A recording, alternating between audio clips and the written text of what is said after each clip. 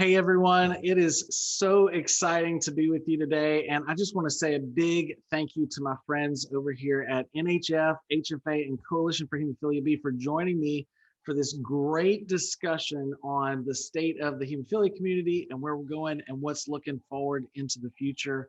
And I couldn't be more excited. I feel like a kid in a candy store. So it is a real joy to be with you guys today. Thank you all so much for joining us for our summer leadership program. And I just couldn't be more excited to be with you. Thanks for hanging out.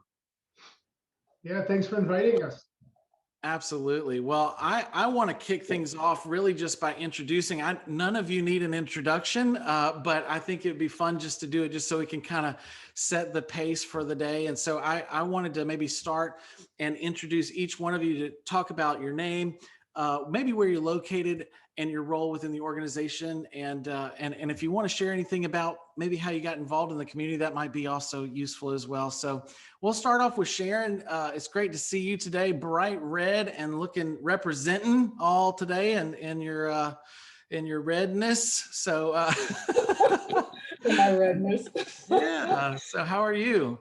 I'm doing great. Thank you so much for inviting me here today. So Sharon Meyers, I'm the president and CEO of HFA. I've been with HFA for about 5.5 years. Prior to this position, I was the VP for advancement at HFA.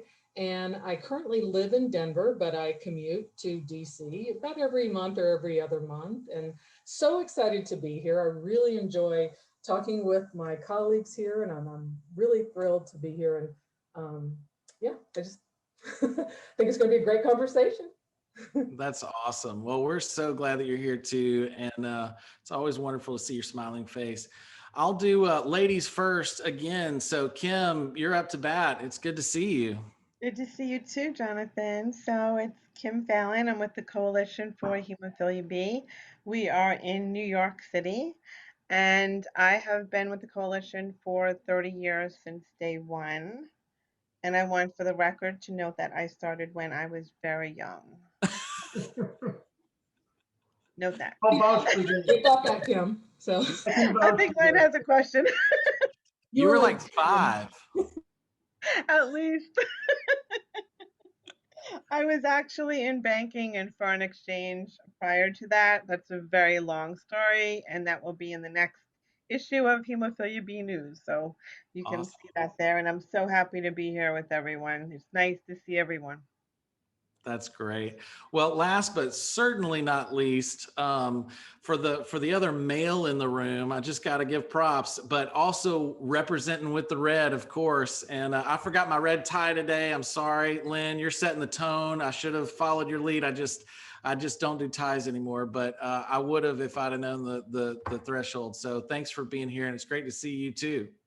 Yeah, thanks for having me, Jonathan, and thanks for setting this up. This is a great opportunity. So Len Valentino, I'm the president and chief executive officer at the National Hemophilia Foundation. I've been in this community since 1980, so I've spent a lot of time here as part of the bleeding disorders community. And really, I got involved in this because of mentors. When I was a medical student and undergraduate student, I had really solid mentors that were in this field and showed me, the importance of being involved in bleeding disorders. So thanks for having me. Wow, that's incredible. I couldn't imagine this conversation about leadership in the bleeding disorders community without all of you here. And I just want to thank you for being a part of this conversation, but let's dive right in and talk a little bit about it. I think about the things we could discuss, which would be obviously our mission statements and what we're doing and some of the activities and events that we do. But beyond all that, I really think it's important just to kind of talk a little bit about what you're excited about in the hemophilia community that's coming up in your future, because I think for all of us, we're trying to maybe reset, pivot, do a little bit of adjustment from what we've just come through over the last couple of years. And I'm just excited. I know all of us have exciting things going on, and I just would love to hear a little bit more about what you're excited about and what's coming up next. So let's change it up a little bit. Kim, if you want to start off and tell us a little bit about what you're excited about next. What am I excited about? Ooh, I am so excited about new therapies coming about. It's going to be a life changer for those who can take it. Absolutely. I'm excited that we're addressing, the mental health issues in the community. Um, Geez, I'm excited that we are acknowledging women actually do have a bleeding disorder. I'm excited about a lot of things. I just love the direction that this entire community is going in. And we've always been a very strong, there's no other model for this community. And we pulled together even stronger, I think, in the past couple of years to really make sure that we are addressing the needs that are the people need, that people that we work for, right? So I'm super psyched. I'm psyched about everything that's happening. I mean, when I started, you would go to an NHF conference and people were most of the time limping or in wheelchairs. I mean, it was horrific. It was so sad, right? And now today to see their quality of life and how far it's come, I'm excited for the next 5 years. I am psyched. That's wonderful. Well, let's move on to Sharon. I know you got a lot going on your plate, and I'd love to know, what are you excited about coming next? Well, great. So I would have to agree with Kim. I think the increased quality of life for people with a bleeding disorder in this community is just very exciting.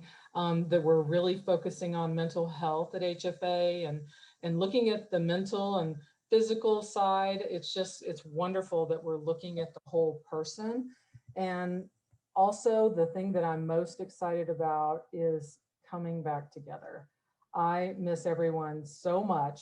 As a matter of fact, we were just in DC with some of our staff, and we're all vaccinated and we're all sitting at the table having lunch. And I mean, we got so emotional just being there together because we missed everyone so much. And so looking forward to our symposium in 2022 where we can come back together. And there are lots of good changes coming down the pike for HFA. We're going to be doing strategic planning and some board changes and things like that. But everything's just really positive, and I miss everyone so much. And to Kim's point, the increased quality of life. I'll never forget. I was actually at NHF conference, and you would see some of our blood brothers in wheelchairs, and then at the last NHF conference I was at, one of the blood brothers ran to me, and I mean, I almost burst into. I feel like I want to cry now just thinking. Yeah. And just it was just so moving, and just to see him, and so that's what I love. That's so good. Oh my gosh. That is so good. The changes that are coming and the changes that we've already seen really are inspiring. And I think there's a lot of people that may be watching and joining us today that really have never been involved in the community. And I really believe that it's one of those things where there have been so many changes, but to your point about getting back together, there is one thing that is so vital, and that is that relational dynamic that you only get from being together. And while I'm grateful for technology, we're using it today, it's wonderful. I really believe that togetherness is what really makes us stronger. And so I agree, Sharon, that's so good. And I'm excited too. Wonderful. Well, Len, again, certainly not least, but definitely last, I'd love to hear from you of what you're excited about. I know you have been through a whirlwind coming in right before COVID, and then, having to provide leadership into this new direction through the unknown. Man, tell me a little bit about what you're excited about in the future and how things are going for you. Well, as I've learned over many years, I totally agree with the ladies who preceded me, because it would not be a good idea for me to disagree. But yeah, totally. I think both of you captured a lot of what I'm excited about. But really, for me, it's about the resiliency that we see in this community. We've seen challenges in the past. And when I first came into this community, it was really before HIV. And then, when I was, in training, it was, in Los Angeles, seeing people with hemophilia, with HIV and AIDS, and and the death and really the challenges that were occurring in the mid 1980s. We persevered as a community. And I think, the pandemic now has been another episode where this community has persevered and has pulled together and is really coming out on the other end as a stronger, closer knit community. And I think this type of a discussion that we're having here today is a great example of that. We've got, many organizations that are working for this community, but I think everybody has common threads and we're all pulling, on the same end of the rope, so to speak, at this point, and really excited for what the future brings. And certainly, the new technologies that are coming, the addressing mental health and social determinants of health, I think are going to be really exciting. But, what I really am struck by is just the resiliency of this community and the level of enthusiasm that we see. Yeah, that's so true. I resonate with that as well. Just to be able to see, I think if I were to answer the question, I'd say almost exactly what you said about progress, seeing some positive changes happening, and seeing the really coming together, being really more communicating more, but still having our individual purpose and really being able to find success with that. And so. I think that there's still a lot of needs within our community. We all recognize that, and we all have separate ways of sort of addressing that, but they all work together. I feel like for a while, it felt like it was kind of two cogs pressing against each other, but now it seems like it's starting to really fit into that structure together. And so I love that, and I'm just thrilled to be a part of it. And your leadership from all of you is we could not be where we are had it not been for some of the hard decisions that you've all made, some of the sacrifices that no one has seen, but you have known personally. And, there's a whole personal dimension to leadership that I think sometimes people don't always understand or they don't know, is that we're people too. And so I think that's one of the things I wanted to ask you as well is, what are some of the challenges that you each have faced, in your position as a leader? And again, that could be in hemophilia, it could be in another realm, but what are some of the challenges? And I know we've all faced a lot here in the last couple of years, but I'd like to know from each one of you, what are some of the challenges? And Kim, we'll start with you. What are some of those challenges that you have felt like you have seen that you've faced as your position of a leader? My challenge is I fell in love with the community, and as my role grew, I couldn't be as hands-on, and I still want to be hands-on. So I tend to work too much, too many hours, and not delegate enough. So I've had to actually hire someone to help me be able to do that. That's really, really important. I think, I had a mentor one time that told me that he says that successful people learn how to spin plates, but in order for a successful person to become more successful and continue that pattern, they have to find others to come alongside to help continue spinning the plates that they once started. And boy, that is so on, Kim. I think we all have that challenge, but kudos to you for recognizing it and then implementing it. That's another huge sign of real leadership there. And I admire that in you. Sharon, what about you? What are some of the challenges that you've really faced in your position as a leader? Well, just with HFA, I'm very similar to Len. I came in January of 2020, and 6 weeks later, we were locking down the office and stopping travel. And I think the challenge is how to manage during a pandemic. And I have to give a shout out to Kim, because she called me every month during my first few months just to check on me. And I'll never forget a conversation that we had. I said, there's just so many challenges taking on a new organization and this opportunity. And she's like, Sharon, I've been doing this for 30 years and I'm at a loss in what to do during a pandemic. So it was just wonderful to have that friendship and conversation. And with you, Jonathan, and with you, Len, I mean, I think you've made the challenges very easy. Well, maybe easy is an overstatement, easier. But it seems like my lot in life seems to be organizational change. So every organization I've been at, there's been some kind of huge organizational change. Like when I was working at a university, it was a big capital campaign. When I worked at a hospital, we were building a new hospital. And so that just is my lot in life. And that's what I actually really enjoy is taking an organization through organizational change. It can be painful, it can be challenging, but at the end, when you get to that end point, you feel really good. And personally, my challenge is self-care.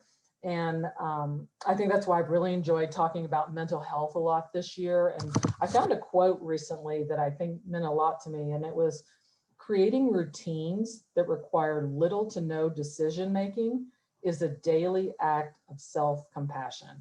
And I thought that was really good because we make so many decisions during the day. If you can kind of automate some of your decision-making, it's a nice thing that you can do for yourself. Wow, that's powerful. I love that quote too. Oh my gosh.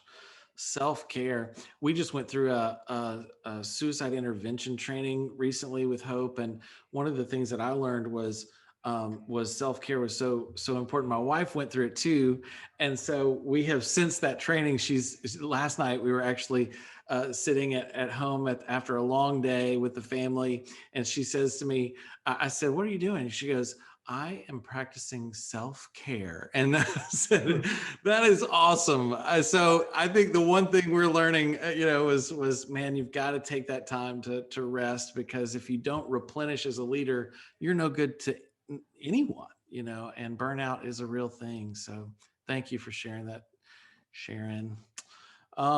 Great. Len, what about you? How are things, going in terms of like the challenges that you've had to face as a leader in your type of role? Well, I think for me, the challenge has been alignment, and having sort of creating a common purpose, and then getting people aligned around that common goal. And every time I have a meeting with staff or with the external community, I have one thing that I always show, which is pictures of people that I've cared for in the past, and that is what grounds us. As Kim said, in her opening comments, we're here for people that we serve, and we have to remember that that's the purpose of everything that we do. And when there's no people for us to serve, these organizations go away, and that would be the ultimate goal. So and I think it's all about alignment. It's getting people aligned about what the purpose is. And the purpose is serving people. And I think there's been challenges because there's been a lot of history in this community, a lot of mistrust, a lot of anger and hostility. And I think people hold on to a lot of that anger and hostility from the past. And there's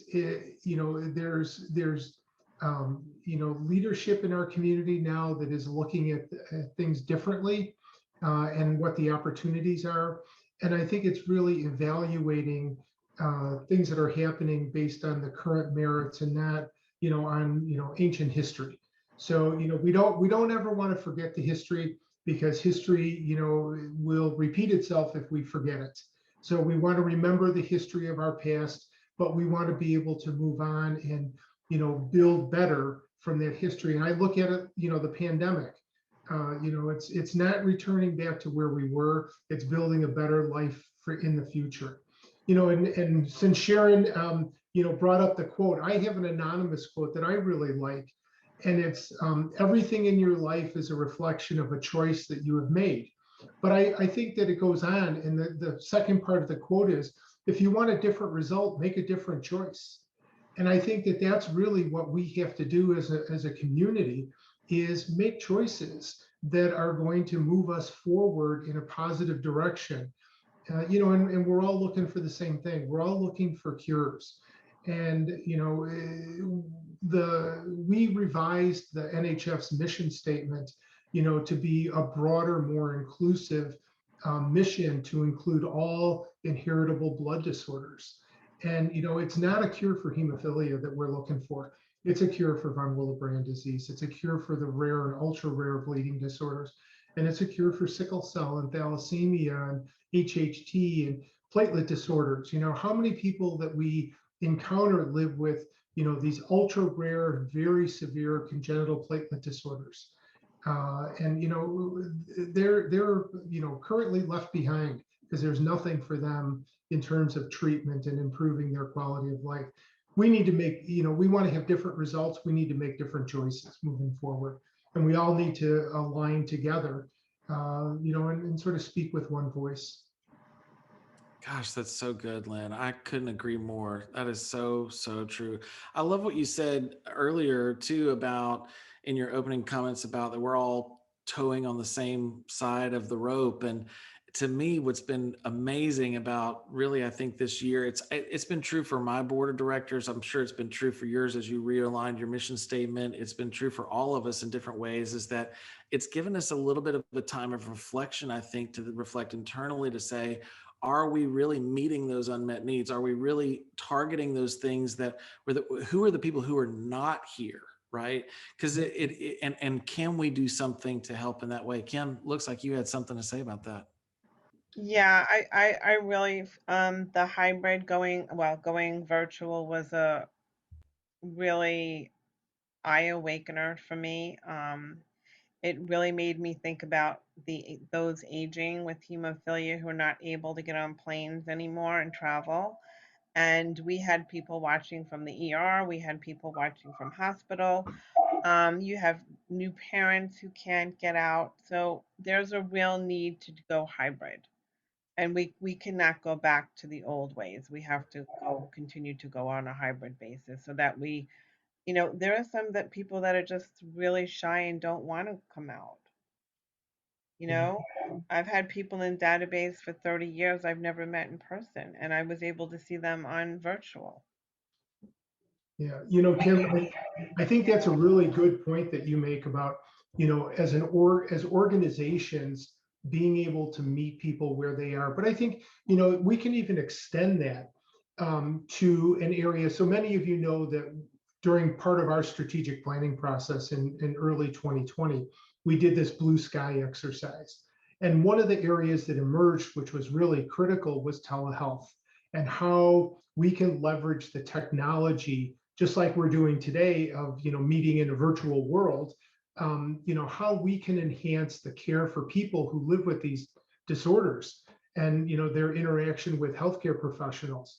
What are we doing in terms of telephysiotherapy or teledentistry? We all know about senior physician or your nurse, mental health professionals as well. So there's so much that we can do in telehealth to enhance the interaction with the healthcare system and our individuals who are impacted by these inheritable blood disorders. And I think it's also going to be important, into the future that we can meet and reach more people and deliver high quality, comprehensive, integrated services to these communities.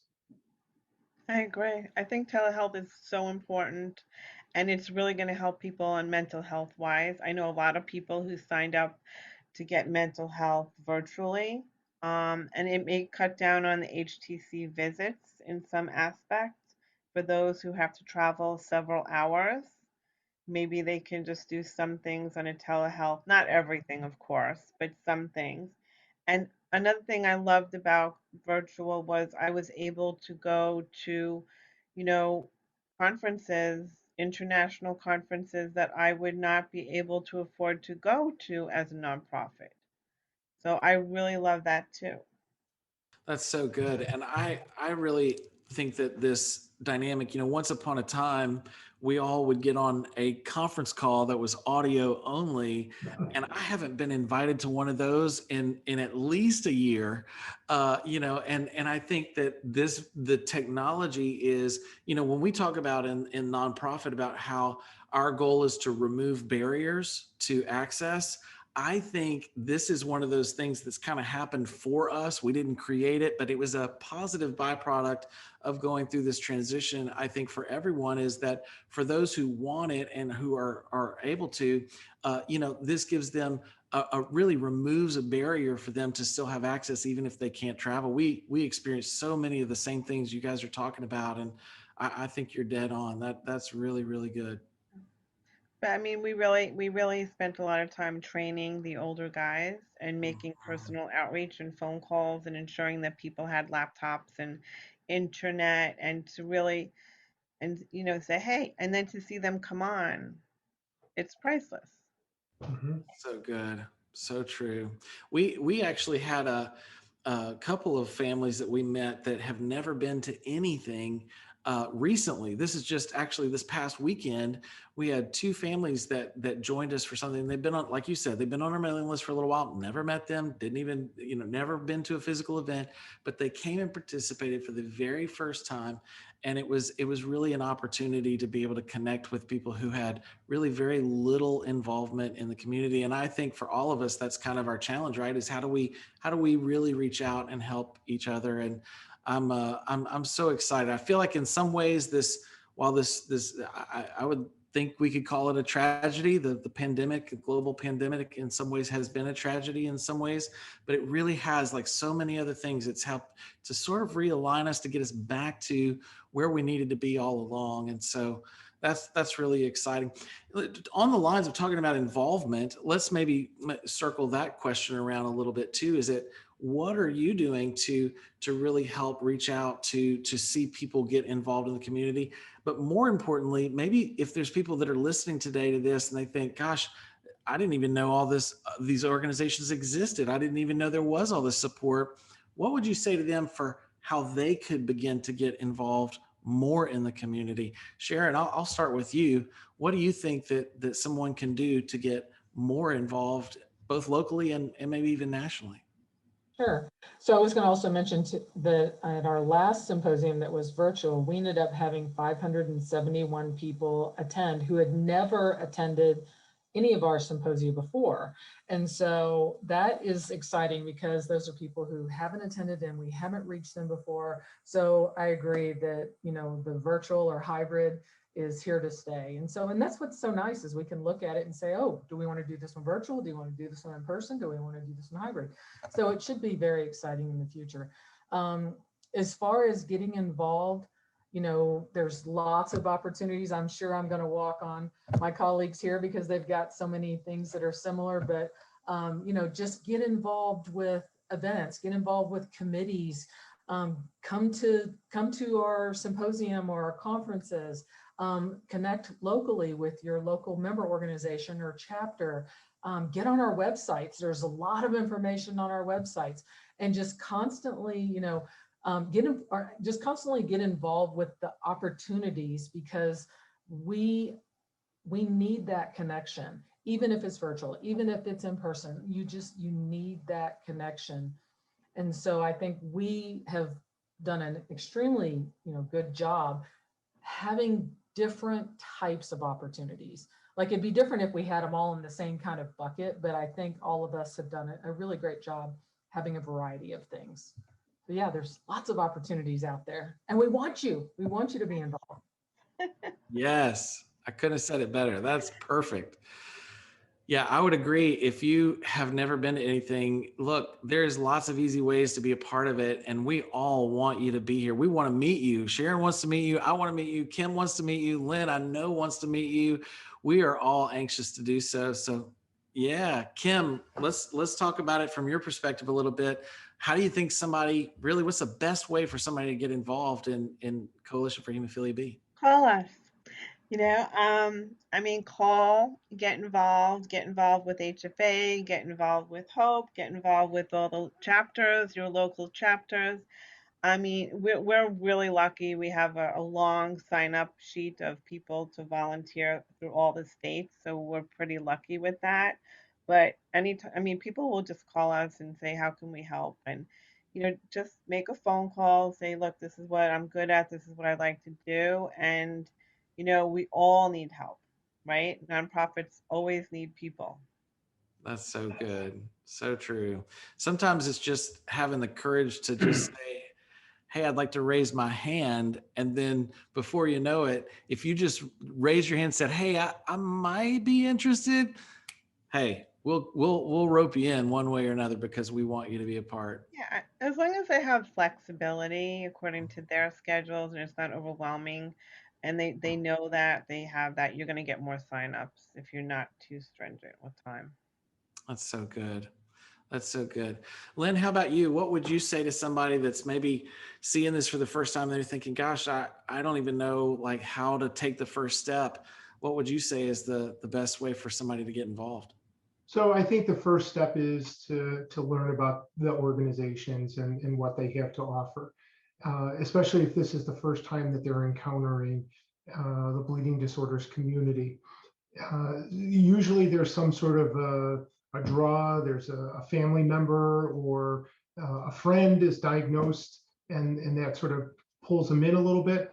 But there's opportunities, I think, for people who are not engaged on a personal level to become involved as well, and then to really develop that engagement through learning about the organizations. And as Sharon and Kim said, find out what we have to offer, and then find something that's a match.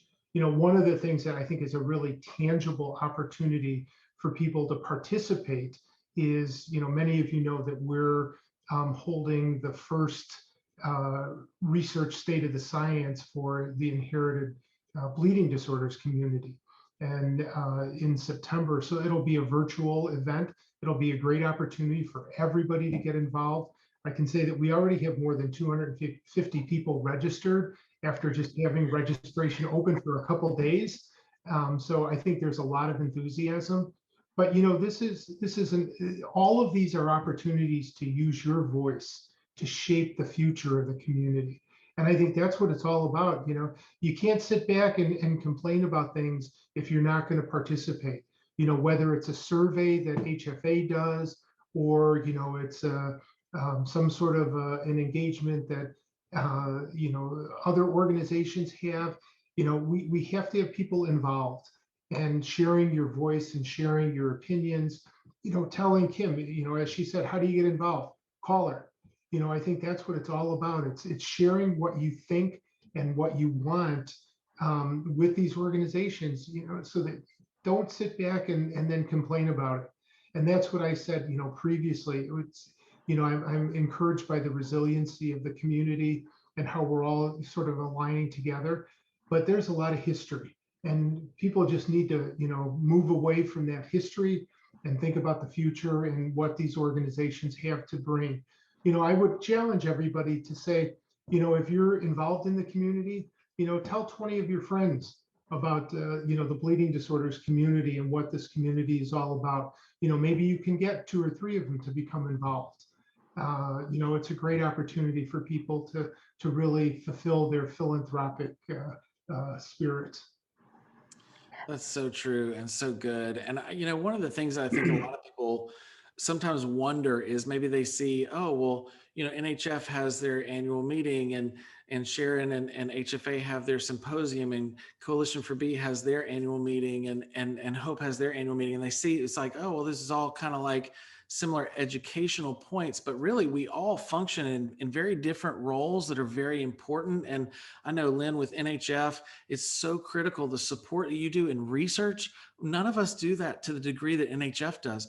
The degree that you do investment in supporting the treatment centers and cultivating clinician support is unmatched. I mean, it's unbelievable. We could not do what the hemophilia community does if it wasn't for all of the effort and the work. And of course, you do a lot of work in policy and in chapters and other areas. And so I love how that there's such a strong presence with the array of things that you do. But really, an event is a great way to start to get involved with those things, because you might start with an educational moment, but then you not only are empowering yourself, but you're also beginning to step into like what the organization really does, and maybe where your passion lies, or maybe you're like Sharon and you're really passionate about policy issues, and it pertains to supporting the local chapters. shoulders. I mean, some of the things that you guys are able to do to empower the local outreach is just remarkable. And I love that. And it's unique and truly special. And then helping hands. I mean, come on, there's nothing, it is unreal what you guys were able to pull off with the COVID fund last year. So many things. I mean, I know we can all give data and statistics, but it is unmatched what you do, Sharon, and it fits a very, very unique place in our community. And Kim, same for you. I mean, no one else does Coalition B like you guys do so well. I hear over and over and over again, people say, this is like the old days. I just remember being a part of this. And it's just like, when I walk in the door, I feel like I'm home. And that is what the people feel like when they're with you, and the outreach that you do and cultivate it all over the country. And I know with Hope, our passion and mission has really been tied to financial assistance and helping people navigate those really difficult times when they're in the hospital and finding those resources. And the truth is, every single one of us, yes, we all do some part of that as well, but we've also learned how to focus in on our unique niches. And if it wasn't for the work of the whole, we would not be as strong as we are as a community. And I truly believe that we are better together, not just in speech, but actually in function. And I know you guys all agree with that as well. And so I just appreciate all the work that you guys are doing and continue to do, and the sacrifices you've made to continue to build into that, because we all need, the whole of the community is only as strong as the sum of its parts. So thank you all for doing that. And I'll open it up, I'll open the floor up. Is there anybody that would like to speak to that more? Yeah, I mean, I think all of us did a great job with our patient assistance programs. I think we Yes. knocked it out of the park, and Uh, I'm sure I'm not the only one that was crying for more money, please, please. Please send it our way. We have to help these families, right? Yeah, no doubt. that's I think that the financial support is obviously critically important. Looking at the underlying causes for the challenges that people face. So really beginning to understand, what are called the social determinants of health and how those impact our community. And it's a tangled web that we have to understand. And I think we talked a little bit about the importance of telehealth, and with distance from a treatment center, that's obviously one of the challenges that people have. But I see it also in terms of what's now termed pharmacy deserts. Communities that don't have local pharmacies to be able to get prescription drugs. Food deserts. And I think hunger and homelessness and poverty, all of those are things that we as organizations need to continue to address through the support that we're delivering, and the education that we're delivering in terms of, providing information to the community about, future therapies, is critically important, and to distill it down to a level that people can understand. Yeah. So I think it's really important, what we're doing, and being able to not only deliver those services, but understand sort of the root cause of, why these things are there, and begin to address those root causes. So, I'll just say that, through our Blue Sky effort, we identified 5 focus areas that we're going to prioritize in our strategic plan for 2022 to 24. And those areas, one of them, as I already brought up, was telehealth. And Kim brought up mental health. That's our second priority. The third priority is rare and ultra rare bleeding disorders. That's an area that we can really move the needle on, I think, significantly. And it's been a community that's really been left behind for most people. And then, the von Willebrand disease guidelines, I think, was a catalyst to really focus on the women's issues, but also men who have von Willebrand disease. So that'll be our fourth focus area. And then future therapies. How do the therapies for hemophilia B play in? We've got such an exciting opportunity for people with hemophilia B, where I think that's been a marginalized community for the most part. We've had great advances in hemophilia A, But, hemophilia B and those with inhibitors, we don't have very good treatments at this point. So we need to, continue. So, future therapies will be our fifth focus area. And we're really going to use those 5 as real pivot points for our organization to catalyze around. So, I hope everybody will want to participate. And, I certainly invite Sharon and Kim, to be a part of all of those, activities, and bring your organizations, to help shape that future. And Jonathan, I was just going to say thank you so much for eloquently talking about all of the ways we're different, but then also including how we're all the same. We're all here for the same reason. We're all here for the bleeding disorders community, and we are here because we care. That's why we get up every day. We truly care about this community, all of us on this call. And I love it that you really made sense of it all. So thank you for that. I really appreciate it.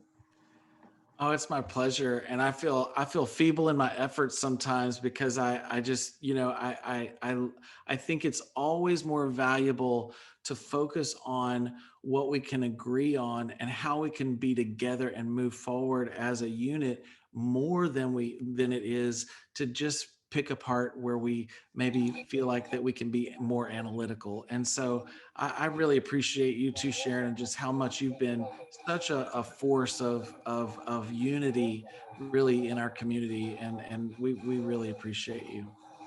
Together we can do so much. Yes, we Exactly. can. Stronger together.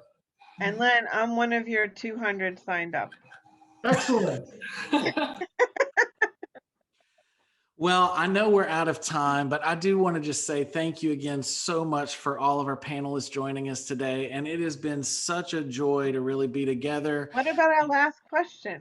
Oh, you want to Time flew by. Sorry, I Flew. missed one entirely. I'm so I sorry. had 500 answers to that one. All right. Hey, look, you're already ready to go. So let's just dive right one more. So if someone wants to become a leader, if someone really wants to become a leader in the community, Kim, what do they do? What do they do?